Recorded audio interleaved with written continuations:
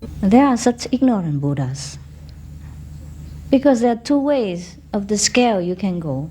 Either you go up to the highest level of consciousness, or you can descend very low, and just be ignorant, just playful. Yeah, because it's fun perhaps to experiment something that you have never seen before, that you are not, that is not yourself. Yeah, something new, adventure. Just like sometimes we go into the mountain, huh? Huh? We walk into the wilderness, and there are tigers, elephants, bears, lions, panther, bandits sometimes, robbers, everything. But we like it. Some people like it, or some people climb the Mount Everest. There's nothing up there, only snow and garbage. But some people like to climb up and just have a look. Yeah, when you come up there, there's nothing there to look. Yeah? It's just like a Colorado. Yeah, the top of the Colorado mountain, or top of Germany mountain, which you have experienced already. But people like it. They must see it, because it's supposed to be the highest mountain. And then so they went up there and spent a lot of effort and time and money, holidays time, and energy, and also litter a lot of garbage around there, and then they climb down again. Some people have such hobby. Or sometimes people like to go to the North Pole, huh? or South Pole. I don't know what they're doing there, but they like it. They left their warm and comfortable home and their children and kids and friends and all the lovers and everything. They just went into the very cold and freezing zone of the end of the world and just wandering around there. Yeah, hoping to see bears. Probably they're fed up with human beings, they want to see bears. So for the Buddhas, for the God consciousness, can divide it. Consciousness can divide it into different parts and house into different homes, just like me, yours, body. And then they can do all kind of things using this kind of instrument, the body, to experiment all kind of bad things or good things, according to human standard. To the Buddhas, there's nothing as bad, nothing as good. If a Buddha or God still think there's something good, something bad, then there's no God and it's not a Buddha. But nevertheless, to us and to many others lesser beings, there are things such as bad and good, as devils and angels, because the bad things are the things that make us very uncomfortable and lowly and inferior. And the good things are the things that make us feel uplifted, happy, carefree, and liberated. So we label them good and bad according to our emotion and feeling, and according to how we feel about it. You understand what I mean? So as the divided Buddhas, like us, and we try to get it. Actually, we are not divided at all, never have been divided, and never have been born or die. It's just that our spark of the consciousness, or the consciousness just try to grasp some of the instrument, and then play different part or experiment different thing. Just like me here, look. The whole body is mine, but then I use my right hand to grab a book, or the left hand grab a book, and the right hand grab a pen, and the right feet I do something else, maybe scratching the left feet, or doing something, or kick somebody for fun, and maybe writing something like this. While I'm talking to you, I still can write. You see, my mouth is talking, my ear listening to your laughter or your response, and my right hand writing, my left hand holding a book, etc., etc. So actually, the whole thing is God.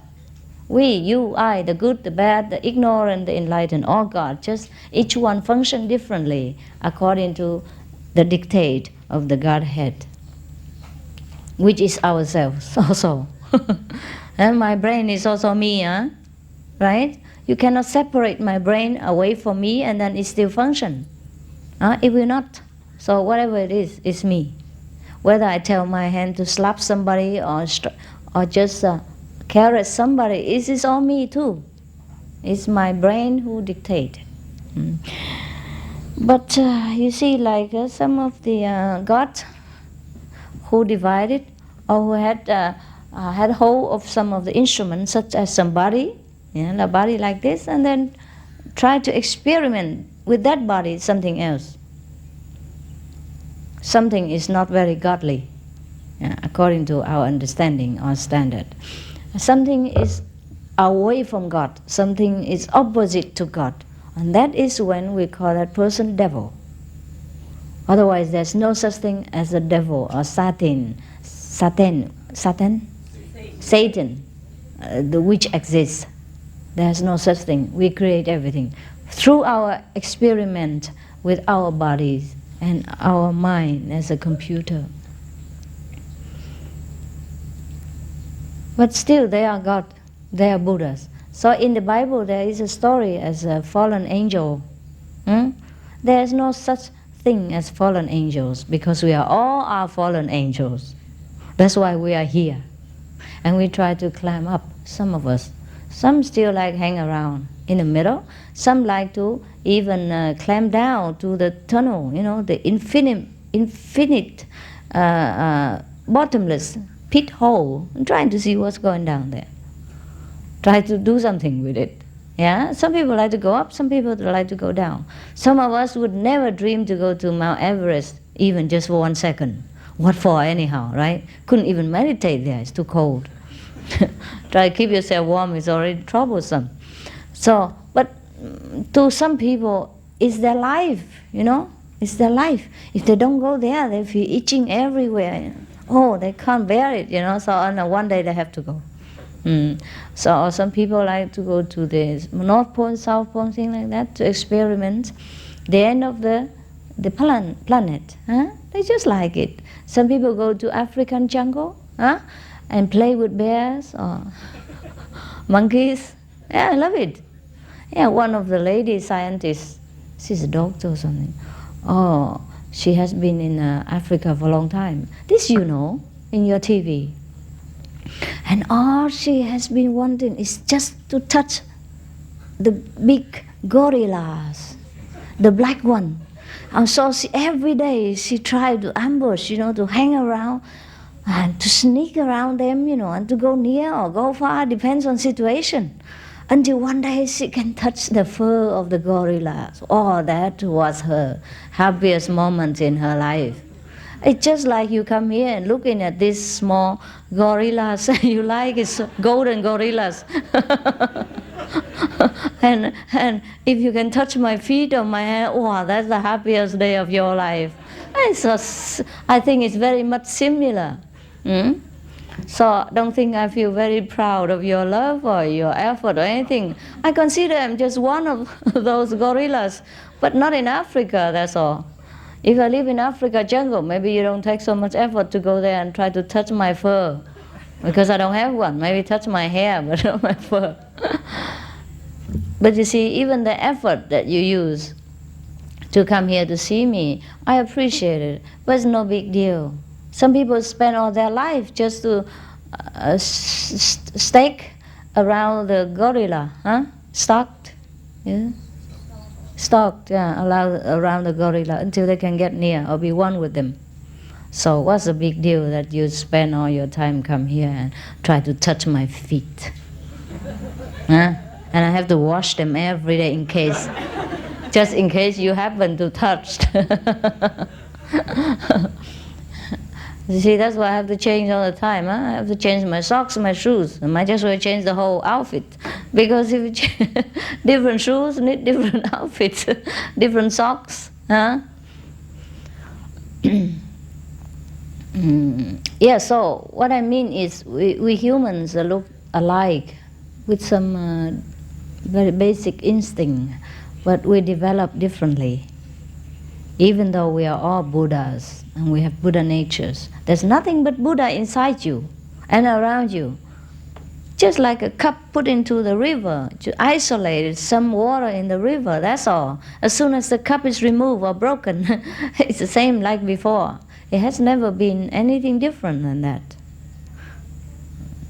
So now, the initiates are like the one who make a hole in the cup.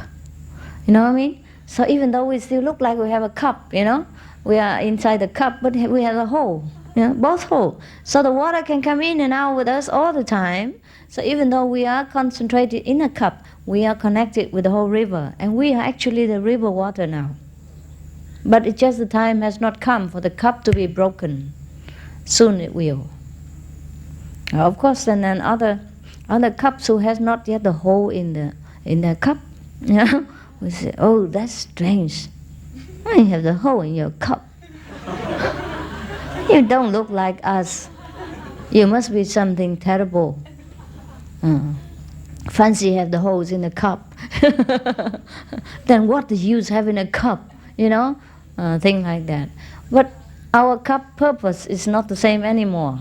We still have the cup for the sake of, identifying ourselves with other cups.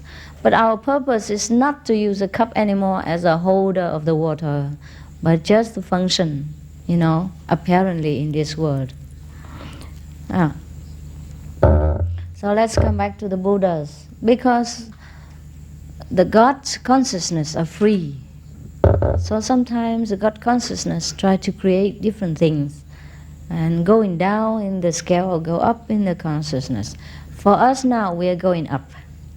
Because from the middle to the up, everything is happy, light. The upper we go, the higher we go, the lighter, the more happy, the more relaxed, the more liberated we feel. And that's why eventually all separated, divided part of Godhood must try to go back upstairs. Because now are the different kind of function. Just like from our waist down of our body, the function is different, right? Like the bowel is for digesting, the liver is for filtering the toxin, and passing water and passing excrement system. And the legs are to walk, thing like that. Okay, but from the waist up are a better department, even though it's all ourselves. There are heart, to function. If without heart, it's terrible. And lung, very important. So we can take in the air. We live every day because we take in the air, and the heart have to pump the blood all over the body. Without these two organs, we die immediately. So that's that. And then the throat. To take in the food, nourishment for all the body organs, and the tongue just to taste good. That's a pleasure. You see. So there are different things. If you keep concentrating down on the body of yourself, then you cannot enjoy the food. If you don't use the tongue to taste and don't use the mouth to eat or communicate with each other, then there you're missing a lot. Because you have to communicate with each other through language and through eyes contact, and then taste the food, the delicious fragrance and aromas of the kingdom of the vegetable and fruit. So that we will feel good. See that? Now, similarly, if we keep going down in the scale of the creation, then we experience more darkness, more misery, more cruelty, more suffering. Until we had enough, we cannot bear it anymore. So we don't want to climb down anymore, and we don't want to create any more situations so that we fall down again. Now we try to create something so that it will lift us up, and then go into the upper consciousness, then we will feel better. And the higher the better, the higher better, and then we say, oh yes, now that's that. That's the way it should be. Oh, now I want this. I don't want that again. I don't want the lower and dark and suffering anymore. I want to go up. And so after initiation, after you meditate more and more, you feel light-hearted, you feel free. You don't care much about your material comfort anymore. Just a minimum we do. So you come here, you pitch a tent with camp. You fight with the weather, with the flood and the mosquitoes and everything. But it's all right, because your heart feels good. You feel good, you feel at home, you feel this is the simple life that you want, even though your karma do not yet allow you to come and live permanently like this. But sometimes you already feel good. For 1 or 2 weeks or month, you already feel good. You feel, oh, this is the kind of life I want. This is the carefree style that I always wanted. And this is what good for me. And so you like it, and you begin to taste what it's like to be near God, what it's like to be back to the Godhood, what it's like to become God again. Slowly and slowly you like it, and I say, wow, this is it. And stupid, you have left all this before. You should have enjoyed all this, but you deny it so that you can taste it again. Because you live in luxury. In the God kingdom, you don't know anything else.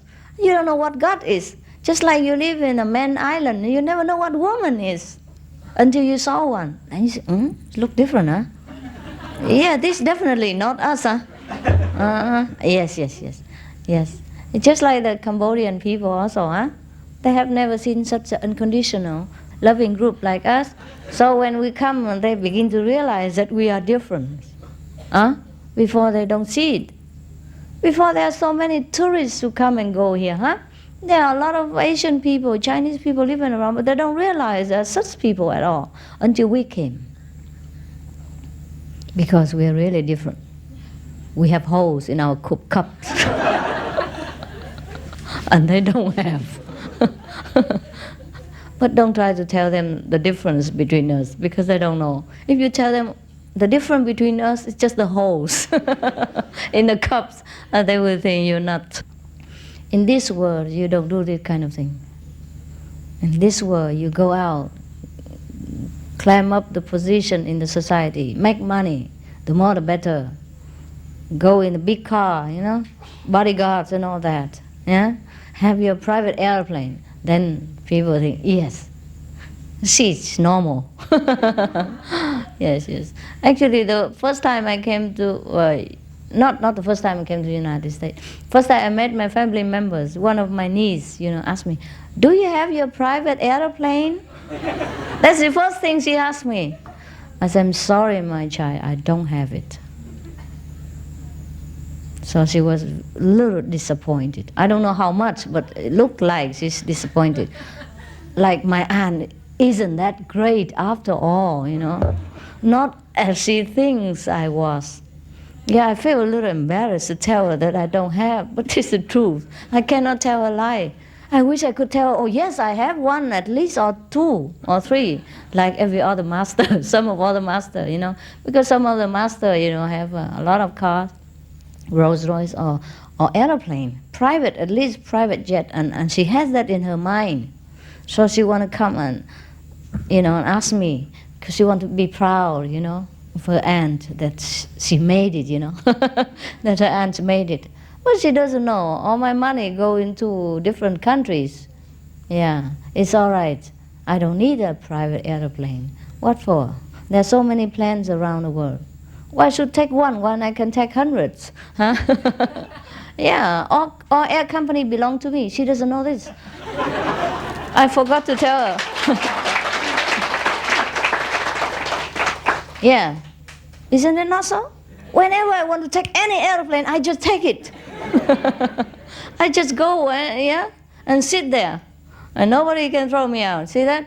So that means Air Cambodia, Air Thailand, Air America, Air France, Air Russia even. I took them all. Whenever I need any of them, I just take them. Depends on where I want to go. See? Isn't that greater than to having just one airplane? Right? Just Qinghai Air.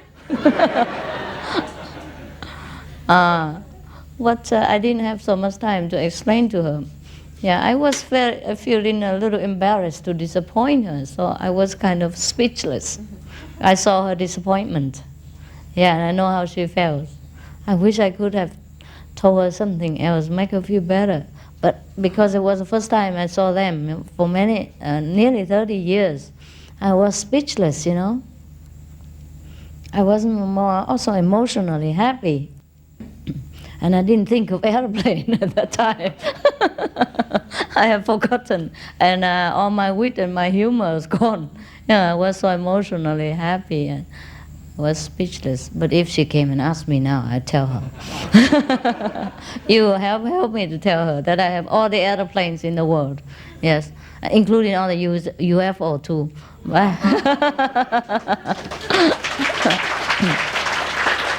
Yeah. Whenever they let me use it, I will. The UFOs. Yes, yes.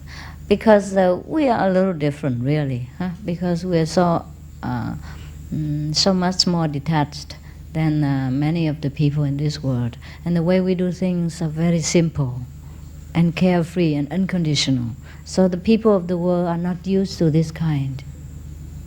Yeah, you understand? Not used to this kind. So that's the difference between many people. If we use our creative thinking and our creative energy for the good purpose, then the world go up and up, up, up, up, up, up, up, in all kind of development and all kind of benefit. If we use it in a lower down scale, then wow, we also create a very, very big kind of negative force, and that can destroy humankind or the planet. That's why we had a lot of atom bombs war, kills millions of people. A lot of very terrible chemical and germs weapons, which also create a lot of suffering for mankind and other living beings as a whole. Because some of the human beings prefer to use their genius in that way. It's a pity, but okay, the world is like this.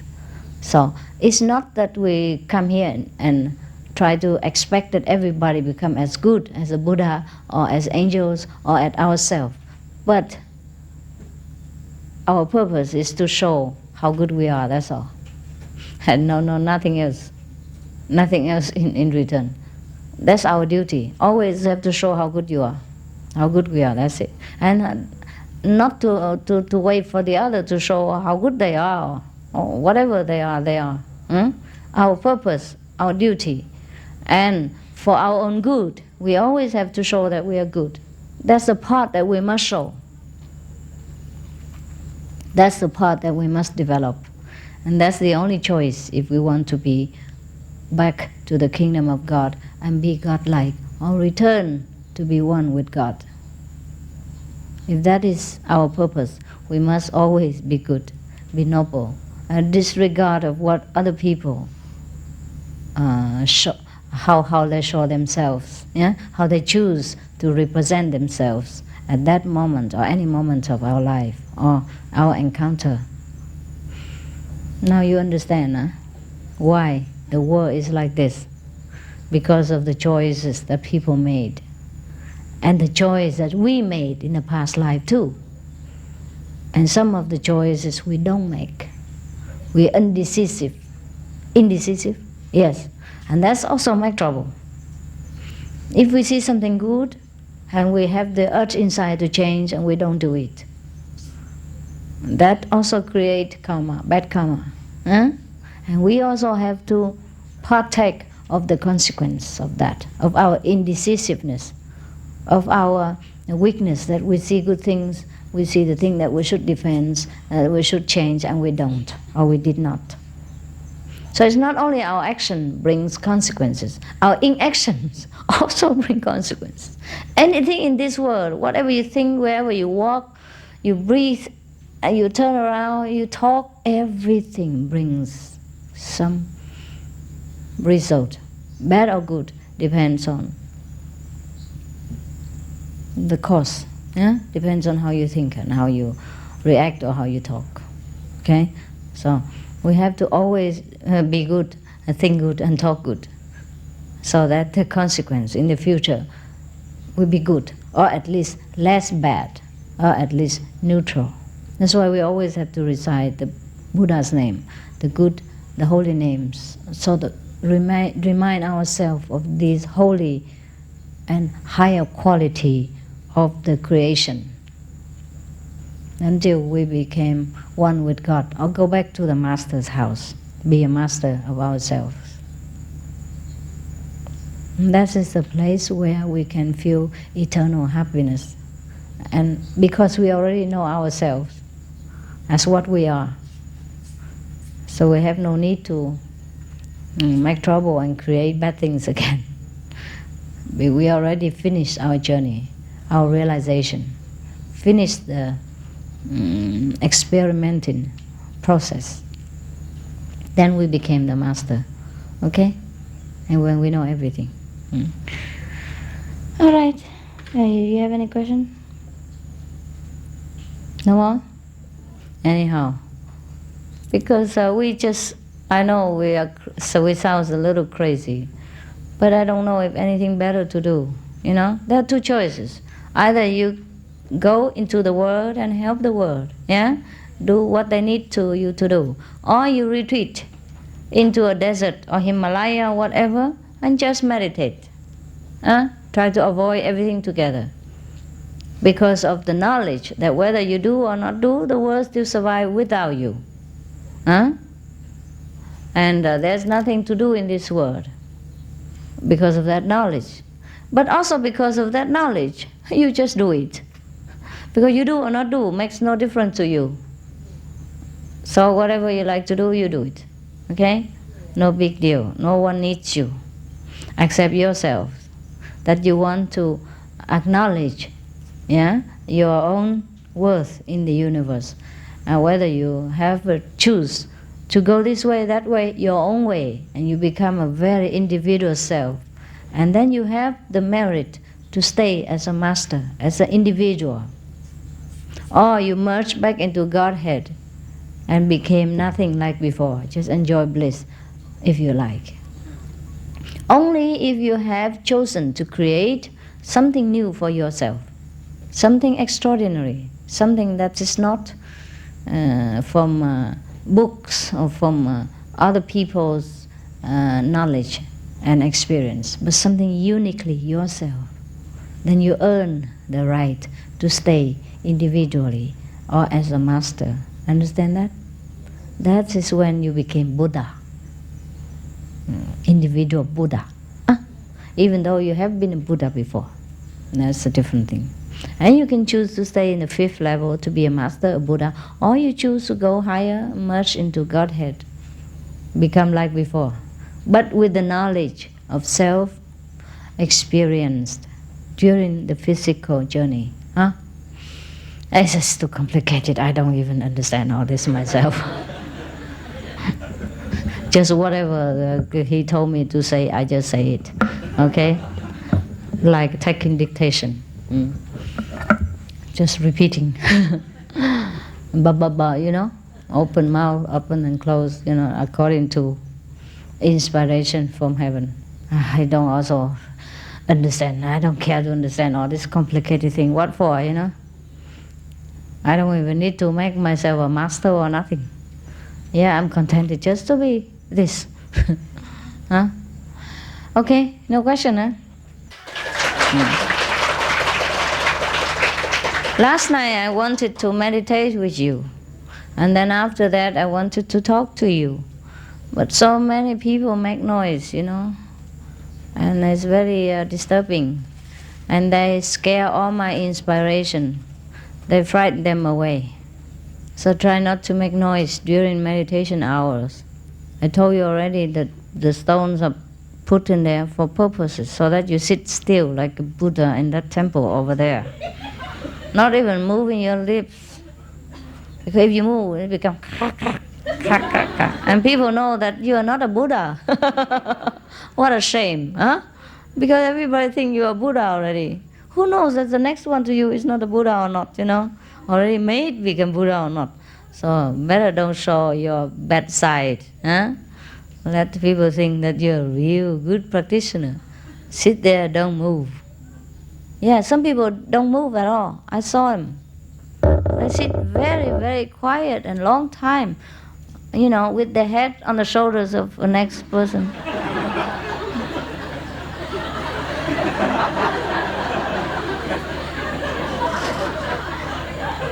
Yeah. Or maybe right in the front like this. Sometimes I move just a little bit.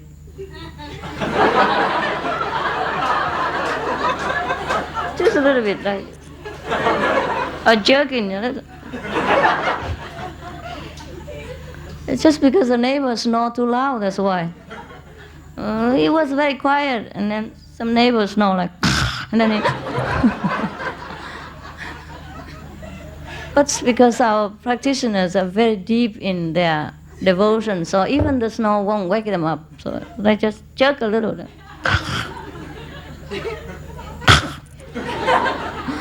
Okay. I'm very proud of you.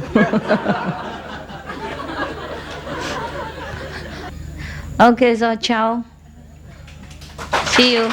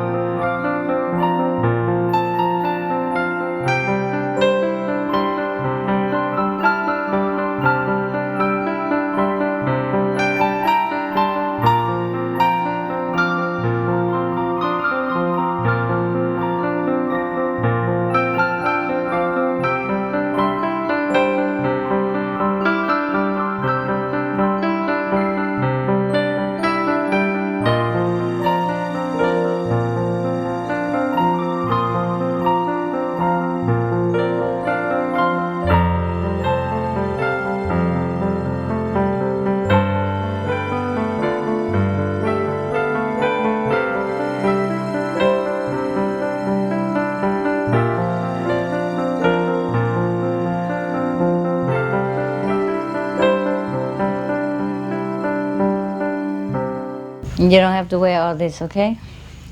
Yeah. Let outside people wear them. Because you're already beautiful inside, right? Huh? Except when you have to go to work or see the president or something. And you should wear something like this. Does it look too much? Looks okay, huh? Yeah. Beautiful? Look like the way you like, huh? French, huh? Very Frenchy, huh? Or like a French fry. Crispy. You like to stay here? All of you? Permanent? Wow, be welcome. Good. But look like you feel good here, huh? Why is that? Because I'm here. I expect you to say that. Any other reason?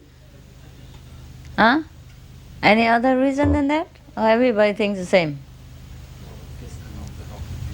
You like to help the people? Oh, really? Because the energy. You feel good? We feel good anywhere, anyhow. You know? Is that right? It's not here or there. Because we're always in heaven. It's just that whether we choose to accept it or not. Everyone said to us that we are in heaven, huh? And heaven is here and now. Or nirvana is right in front of your nose.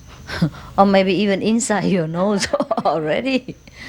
But we find it's very difficult to accept this, huh?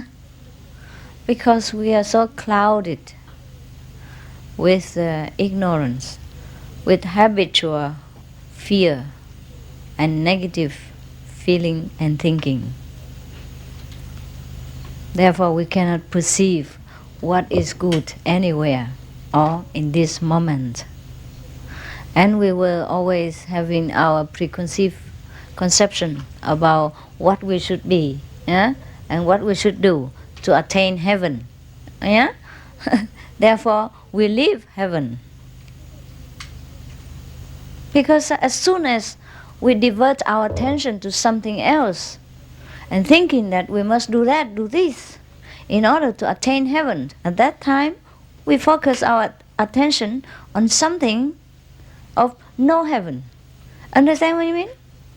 And then you leave what you already have, or what you already are. But most of the time we do that. And that's why we cannot feel that we are in heaven. So if you concentrate the way you do right here, yeah, the way our brother just mentioned that the energy here is good, it's because you concentrate.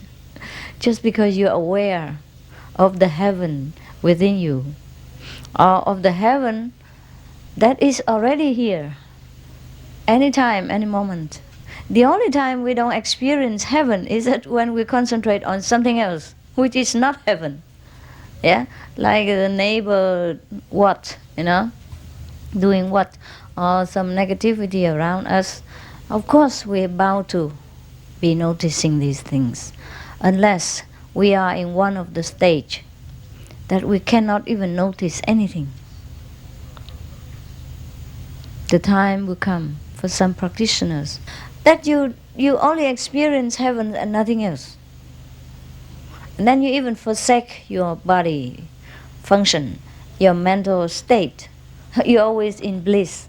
And that's why some of the practitioners in the Himalayas or elsewhere, in remote area or in some other places, see, in such a stage as in extreme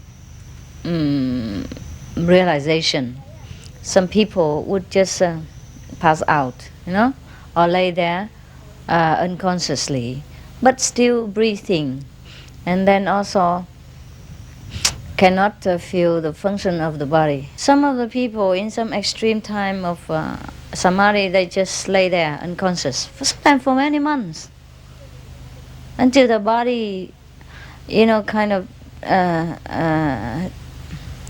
deteriorated sometimes. And so very painfully they wake up and realize that this is not the way. And then they chose to be moderate, and be in the middle way, the way the Buddha did. And that's how they come to cope with the physical life again. Otherwise, sometimes if you are too absorbed in the power of samadhi, in the soul blissful stage of reality, and then you don't even remember your body exists. So you don't feed it. You don't let it have all the bodily comfort. But as long as that we still in this world, that means we are still in the illusion circle of the three worlds. That means, the mind, the body, and the functioning, also the feeling. The soul is still engaged in these three layers. So we have to feed the body in order to function and to fulfill our obligation in this world. Not that any obligation awaits us, it's just that we have chosen to come here to do something, so we better do it. Otherwise we have to come back and do it again. But there are many masters and teachers, those very highly developed souls. They don't have to do anything anymore. They're finished with their learning. Whatever they have set out to do or to experience, they have already done it. So they have returned to the kingdom of God, became the master, and was very already in a blissful state. But they have chosen to come back again as a messenger, as I would say the leader of mankind. These are not a lot, but there are enough around us. If we see one, we know. If we really seek one, we know them right away, because they're very selfless. And they know everything. Almost, at least, whatever mankind required, they know. And they will seldom ask questions from anybody else. But people will come to them for questions, for answers, for the basic knowledge of mankind as well as heavenly wisdom. They will come to this kind of people. These are the chosen, the selected few, which we call master or messenger of God, or God-man, or what? The Messiah, whatever name you call them. These are few, but not that few. Every time, and every period of time, every situation, there are always people like this, beings like this, very highly evolved, very noble souls who came down to the physical dimension like us, like ours, in order to lead us back into the nobility of the heavenly kingdom, to drag us out of this density of matters which is created by ourselves for some purposes. But sometimes we created it and it became too much for us. It's functioned further and stronger, more powerful than we expected, and we're out of control. And these beings like masters, messengers, messiah must come down and help us out of the maya that we have created, of the webs that we have entangled within.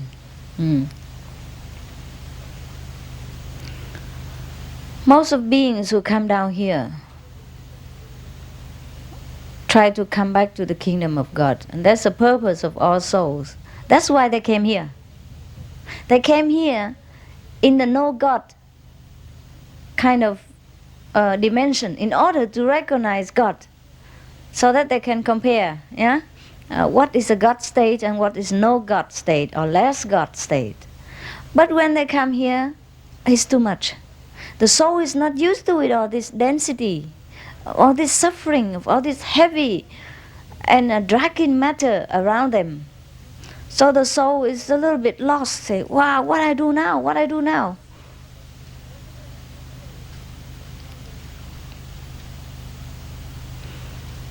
It's just like sometimes the doctor gives you some vaccination to help you to prevent some kind of disease. But then the medicine itself gives you a lot of uncomfortable disease itself. Like you have fever or diarrhea, or you lost your appetite, or you lost your strength. Yeah, you feel very weak.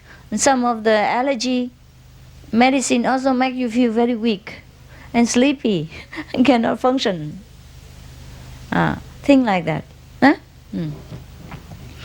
And in some people it reacts more because they have less, less immune strength than other people. Then they feel even weaker, and sometimes it's dangerous too.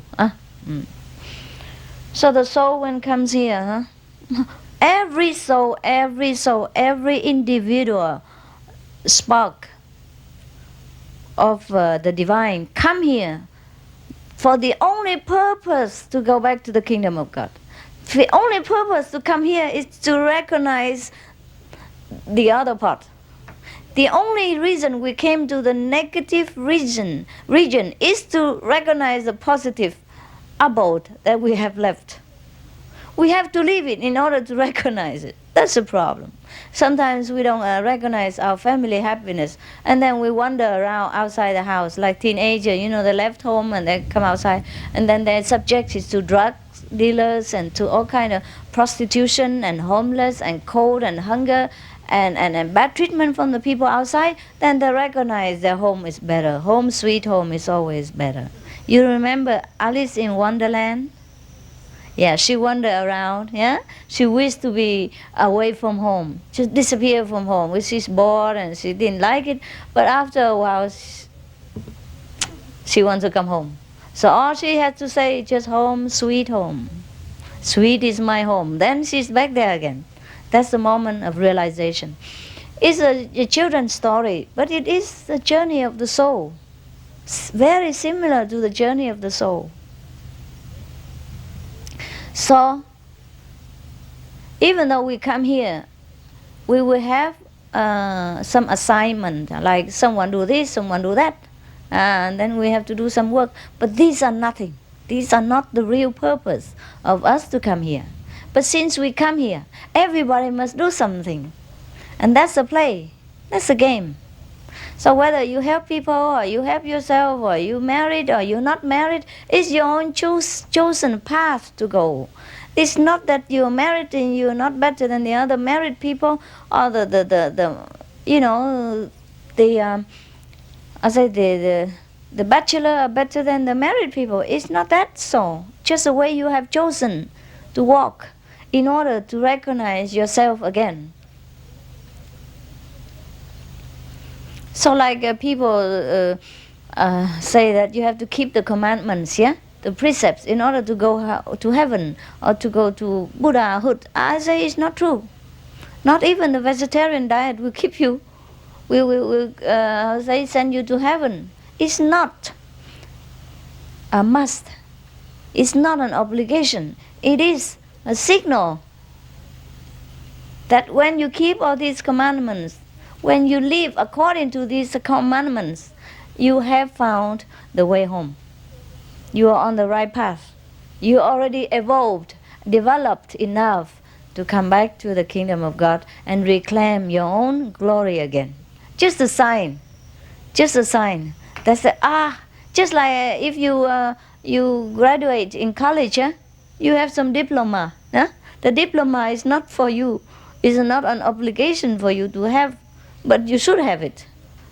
Since you are graduating, you just do it easily. You pass the exam easily and you got the diploma easily. Nobody forced you to have it. And even if you don't have it, it's okay. Just that means you're not graduated.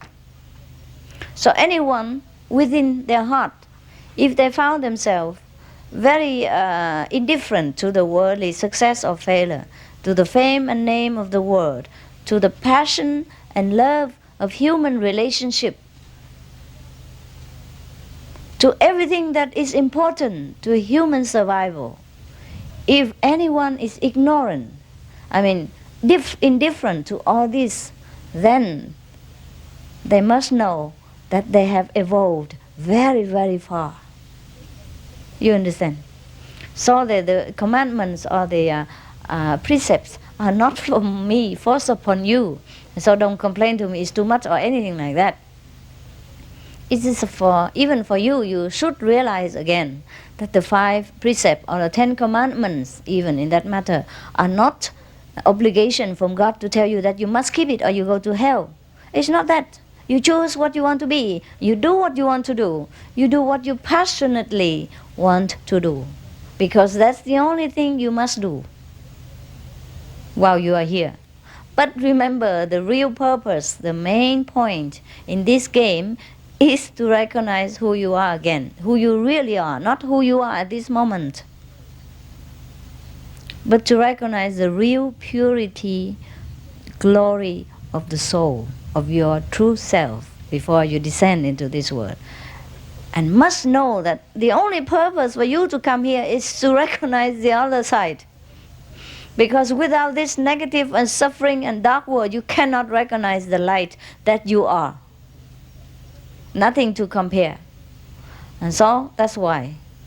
It sounds ridiculous to me too. But that's the way it is. And that's the trouble with us. So do what you do. Do whatever you like to do to make your life more enchanting, more endurable, more bearable while you are here. Because since you are here, you might just well be here, and do what you do, what you like to do. Because if you have just been given just a short period like this, 100 years, or 80 years, or 60 years, and you couldn't even enjoy anything you want to do, then what is the, what? What's the heaven, Okay. So, do what you want to do.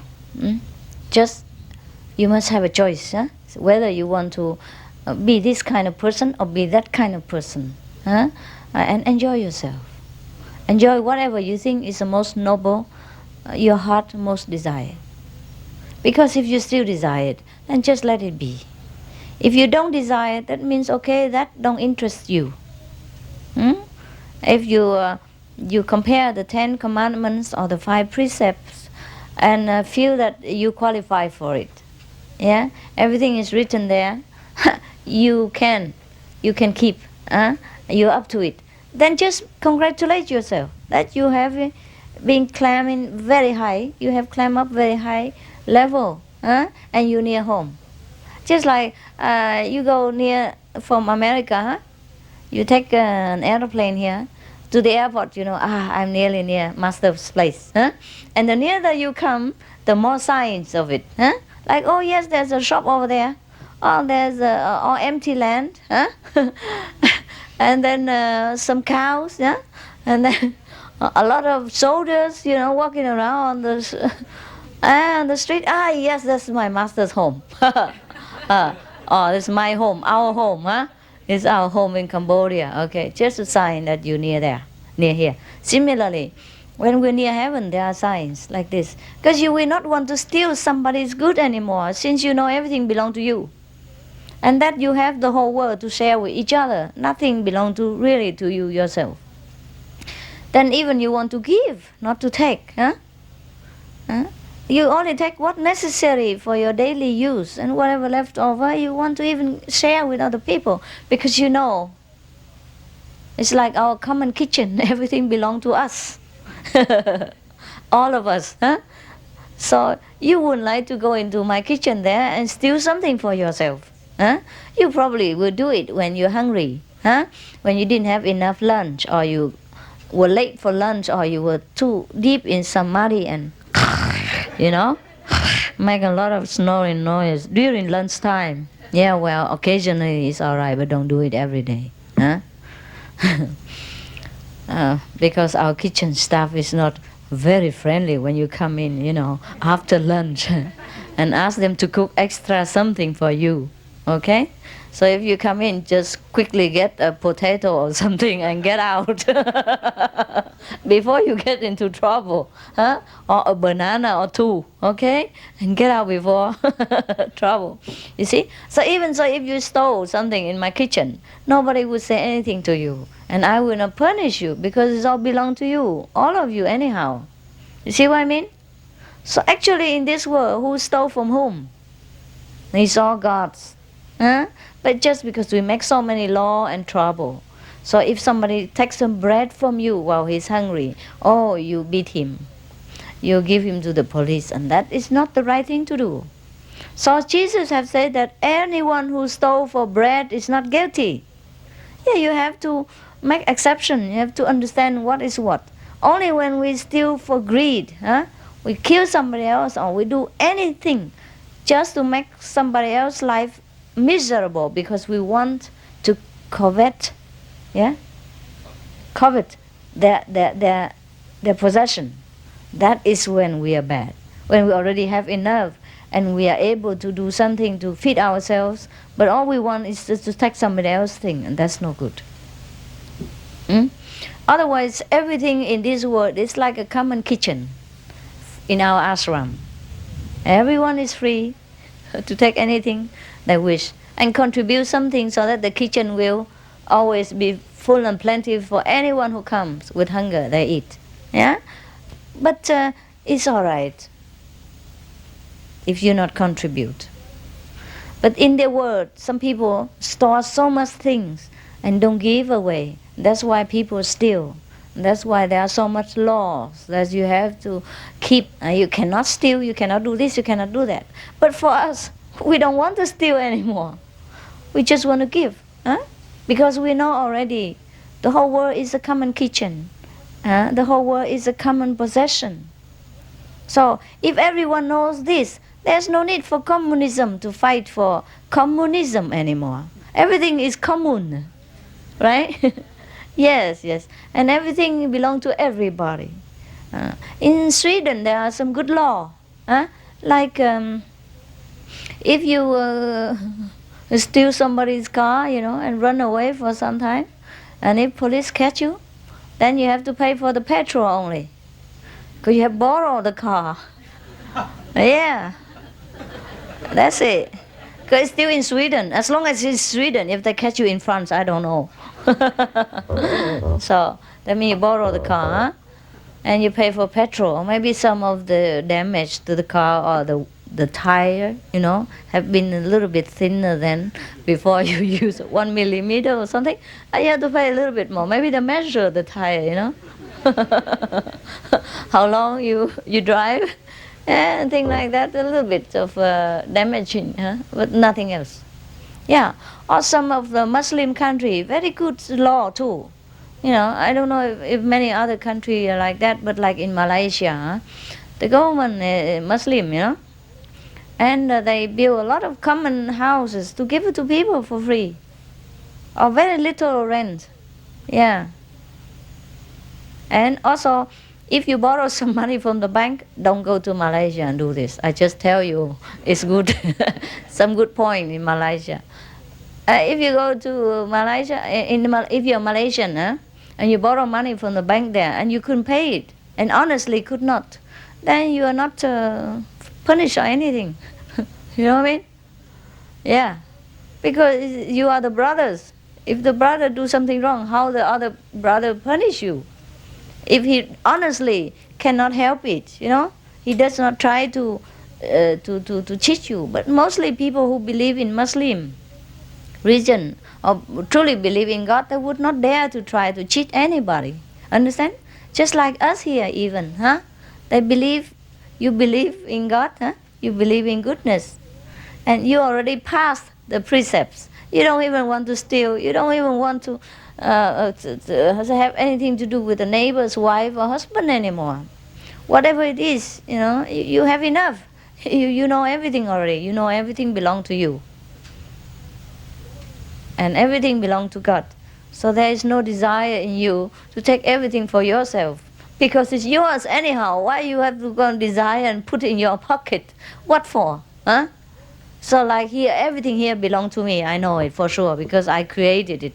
I made it, And all the food I bought with my money for you, Would I come in the middle of the night to go to my own kitchen and steal a banana or something like that? Would I do such ridiculous thing? Yes or no? No, of course not. So it's not that I keep the precept here, but it's just the state of knowing for sure that all things here belong to me. So I just don't have to steal anything. You know what I mean? Similar to every of us, if we have reached this stage of consciousness, we will not like to do anything so bad like this anymore. So the 5 commandments or the 10 commandments or any commandments in any religions are just originally from the masters, or from God. That's why you say God has given Moses 10 commandments. You know what I mean? It's not 10 commandments, it's the 10 signals to know that you are near home. If you pass all these, landmarks, then you know you're home for sure. There's nothing else to doubt. Like if you landed in the Phnom Penh airport, you know that's it, now I'm in Cambodia. The whole world can argue, but I know I'm here. That's that. So it's ridiculous to tell me that why I tell you 5 commandments or why the 10 commandments too much for people. It's nothing too much. If you don't pass these exams, then just stay where you are. Know that you are still in kindergarten or still in high school. That's all. Nobody say anything to you. If you want to stay in high school, it's all right. That's that. So, but very difficult for the high school student to go to college, even if he wants to. Why? He's not equipped with college, ability. Similarly, for many of the sentient beings in this world, very difficult for them to follow the saintly path. So everything is difficult for them. Meditation, too difficult, too long. 5 precepts, too much. Vegetarian, gosh, who can eat this? You know? I thought vegetable are only for animals, thing like that. See what I mean? So it's their choice. Hmm? They cling to their choice of life, and the good experience that they think they derive from this kind of stuff, like having a groovy life, you know, with a lot of passionate affairs going on all around the clock, or eating all this bloody, you know, meat on the table, thing like that, and they think it's good, and they dare not try anything new, and then they reject anything new, telling them, they say, nah, nah, nah, nah, I don't believe it, and don't believe it, don't even try. Hmm? Sometimes for me also, like I'm used to it one kind of food or something, and if you give me another, before I try it, I say, nah, I haven't ate that before, I'm not sure I like it, I don't think I will try. Yeah. But then when I try it, I'm hooked on that. I continue to eat more. Yes. Similarly, people outside, they don't practice Kuan method. They don't think of going back to the kingdom of God. They have forgotten their purpose of coming here. Because actually everything created from God is also fun. So this world is also fun for them. Wow, a lot of things to do. So sometimes they deliberately try to hang on, you know, hang around and slow down their journey back to the kingdom of God, so that they can enjoy something more. Because, oh my God, just go back to God, then it's so easy, you know, nothing else to do. Let's hang around. Yeah. Just like some people make a bad joke, like, a lot of people like to go to how say, to hell, better than go to heaven. And the other person asks, why? He said, oh, in hell there is a lot of things interesting, you know, but in heaven only good things.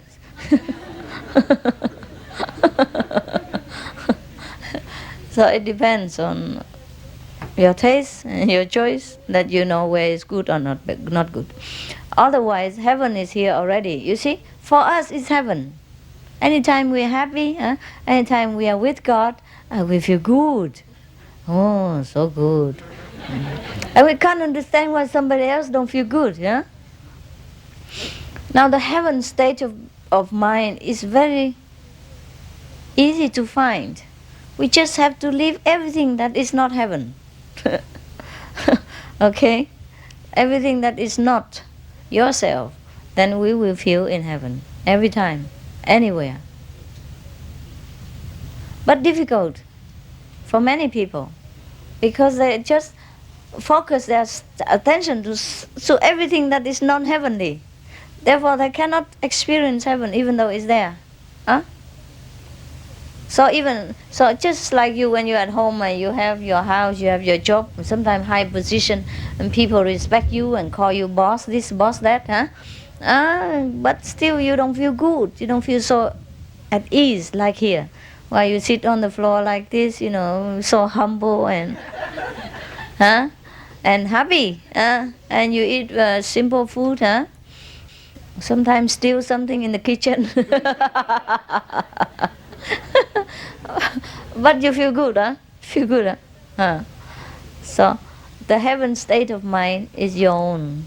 Nobody can steal it. Sometimes they can. Sometimes they can. If the ignorant people can bother you so much, just like you're very tired, you can sleep. You lay on your bed and you just sleep very deeply. But the spouse next to you, sometimes she cannot sleep. She can also drag you out of your sleepiness. Is that not so? And wake you up all together and bug you all night long. Yeah. So it is possible that even though we are in a state of heaven, if we live with people, you know, we mix with a lot of people, well, they are sleepless, you know. They're restless in their soul. They can also make trouble for us. And that is true too. But that's the price, you know, we have to pay if we want to awaken other people and remind them of their purpose. That's why all the saints have to suffer. That's why Jesus has to suffer. Buddha suffer. Kongzi suffer. Anyone who tries to help mankind to remember their purpose on earth suffer. So it's not that you cannot, but you have to toil with them. You have to suffer with them. It's like you come inside the sea to rescue some drowning person. You sometimes almost drown or drown yourself too, huh? Or exhausted. At least get wet, and exhausted when you come back into the shore with that person or with not, or that person come in and you get down. Sometimes, huh? So you have to be a very good swimmer in order to rescue people. But that doesn't make you not wet, huh? Or exhausted, huh? Yeah. Any work take effort, and everything has a price. Mm. And if you come here and you already know the truth and the way of awakening and the purpose of this life, and you don't share it with other people, you also feel bad. And that also nagging in your soul, and also a kind of nuisance. You know what I mean? Oh, you get sick, you feel sick, you feel bored, and you feel itchy. Yeah? And then you scratch here and scratch here, and also don't look good either. And then finally, so okay, let's just, get out and do it. Because all the soul has this purpose in mind. Either he's already realized souls, or he just realized soul, or on the way to realization. They all have this duty to rekindle the memories of the other brothers and sisters about their purpose of coming back to the kingdom of God. Because that's the only purpose that why we come here. How paradoxical it seems to you, it still is. It's still the only sole purpose of wanting to recognize the light, so come into the darkness. The only purpose of coming to the darkness in this universe is just to recognize the light that we have. That's why we create this body by our own power of creativity to condense the matter together, become one piece like this. From our billions of units of energy, of different kind of intelligence and abilities to condense together, make it become a body like this, all concentrated, so that we have all the information, all the tools, all the abilities that we need in order to recognize ourselves. So everything boiled down to this. You come here so that you can go back. Isn't that stupid? Sounds stupid, but that's the only thing to do here and there or anywhere. Because we have been in heaven so long, and we have everything we wanted. So we want to know what it is like about what we are having now and what we really are now. What is it? What is mean heaven? Huh? So you have to go down to hell to get it. To say, oh, go, no, not this one. Now I know it. And okay, get me back quickly. Oh, that's what it is. But it sounds very paradoxical. But otherwise, can you imagine what else to do in the universe? Except coming up and down the ladder and play fool and then go back and recognize yourself and come down and and suffer and come back again, huh? Otherwise, no creation exists. Nothing going on in the universe. Not even the moon, the stars, the heavenly bodies, the firmament, the earth, the planets, all these galaxies. Nothing ever come into being if we do not stir in our super consciousness the idea of wanting to know ourselves, that nothing came into being and nothing necessarily exists at all. But so it is, as it is, that we have created, that we wanted to know, that we wanted to create.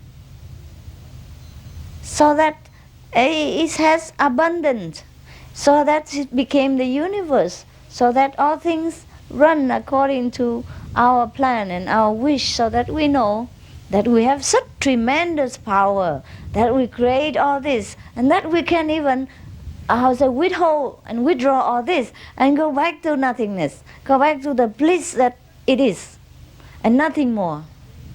That is the time for the end of the creation, when all the minds, all the consciousness take a rest. That is the seventh day of God creation. That is the day when all things come back to nothing. All things come back to where it belongs and be recreated again. And everything that we have created, or God has ever created, if it's useful, if it's good, if it's the way we want it, and then it will continue. If not, then we will damage it, destroy it by some kind of mean, like death, accident, disaster, and we just disappear. You know? The body will be destroyed. It's not good function. And we create a new one. And we reincarnate. That's what we say. That's why it's no good to kill without good purpose.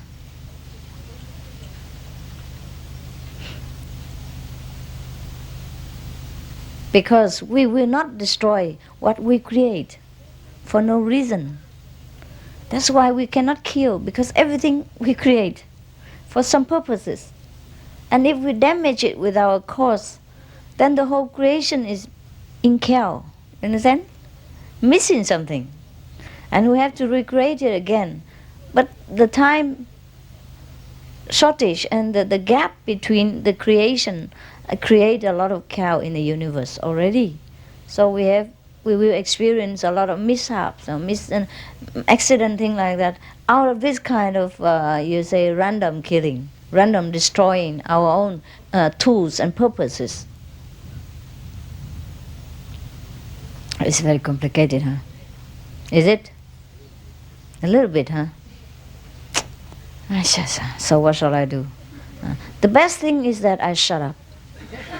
Really, really. Because I'm explaining to you things that belong to the three words only. The word of yes and no. The words of here and there. The word of one and two. The word of creation and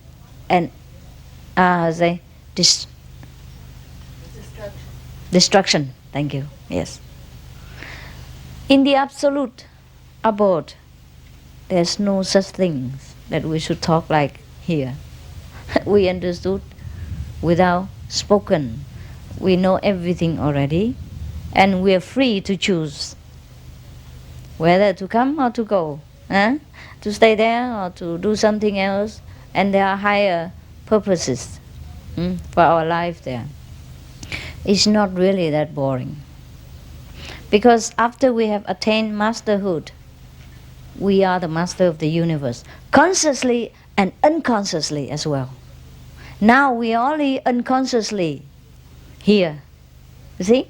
But once we attain masterhood, we have a different body, and we can enjoy everything, and we decide our fate and our work and our actions and everything. And that is when we attain masterhood, and we can do it right here too, while we have this body. Because at that stage, we will be aware of what we're doing. We're consciously doing what we choose to do, not dragged around by the karma or by the plan of the universe that we have forgotten after we came into this dense world of matter. After we attain masterhood, we know what we're doing, and we choose what we do. Or we know that whatever we do here is good, consciously. Most people They came here and they just do whatever, is there. They have to do also the same thing. But they don't understand anything about what they're doing. They cannot love what they're doing. They cannot have the joy from their work. And they sometimes hate it. And they cannot get out of it. Or the thing that is good for them, they hate it. And the thing that's not good for them, they love. A thing like that. Because they're unconscious. They're not aware of who they are. And the path that they have chosen to walk. They have no choice. So after we practice the Kuan Yin method, we plug into our consciousness power again. We have changed even our brain cells, even all the cells in the body. We change everything. And we change day by day, and refining it until it becomes pure knowledge. Until it became pure love, wisdom. Nothing else. So even in this bodily, existence, we can become a master too. That's what we call the living Buddha, or the living God-man, or the God-man who walks among us, or the Messiah, or the Christ. So all the master or the so-called Buddha, you can recognize them by their nobility, by their wisdom, by their knowledge, by their way they walk their life in beauty, in sure-footedness, and in love. We have many of them around us in this world. So if we chosen to walk with one or another, it's all right, as long as we recognize them. And as long as purity, goodness, love, and wisdom is all we wanted and ever will want, then we will recognize that person. We will encounter one. And then we will just walk the way they do. Because wisdom affects each other. We have the wisdom inside. So like two candles, both have the ability to burn. If one candle already lit and light another candle, then both will light the same way. So it's not that it's easy to find, difficult to find a master. It's just that it's difficult for us to maneuver our thinking again into understanding and remembering the purpose of our life. Once we remember, nothing else to do. Just follow the footsteps of our soul. Just follow the example before us. Just go with the guide. And that's all we have to do. Everything else just by the way. So if you go with the guide to the Everest, okay, meanwhile you sometimes stop in the midway, on the path and cook some food, or do some your toiletry, bath yourself, clean your teeth, all the same. But the guide is always in front and you always follow him. And you never miss anything except that you will go to Mount Everest. And everything else you do in between is okay. Yeah, if you encounter a girl, maybe she likes to come with you, why not come along? Yeah, and you equip her also with everything, then you go together. And if you need to, by the way, on the road, if you see a beautiful lakes and you want to camp there overnight or stay a few more days to enjoy the scenery, that's fine with the guide. That's fine.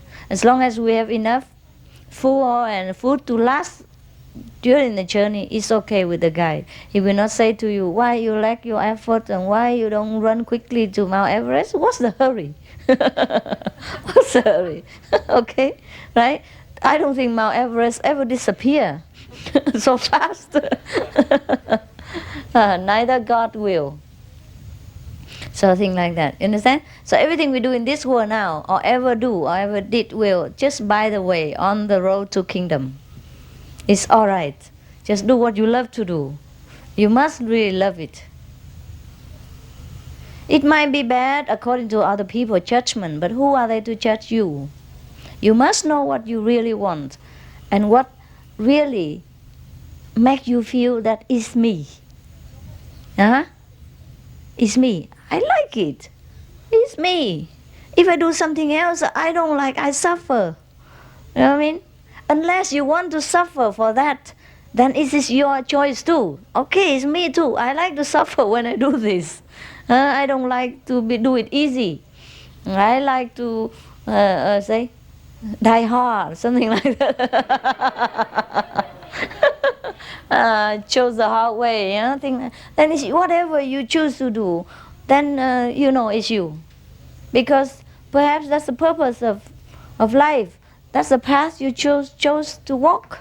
Huh? So no need to always think of what other people think, Accept some of the tribal thing, custom and all that. Okay, just follow it for the peace of the mind and for the sake of being in harmony with each other. But don't lose yourself to become somebody else. For example, okay, you bow to some statues, because of the custom, so that things are in peace and harmony. You respect other people's custom, but you cannot ever even come back to their stage of being, like believing the statue to be the real. Is that not so? Ah, yes. But the other person who bow with you, he believes it. He believes the statue is for the real. You do the same thing, but you know it's not real. You understand that? So don't ever lose yourself in other people's belief and ideas and thinking. Just be yourself. That's the purpose. That's all there is. Okay, yeah. Now you can clap and go home.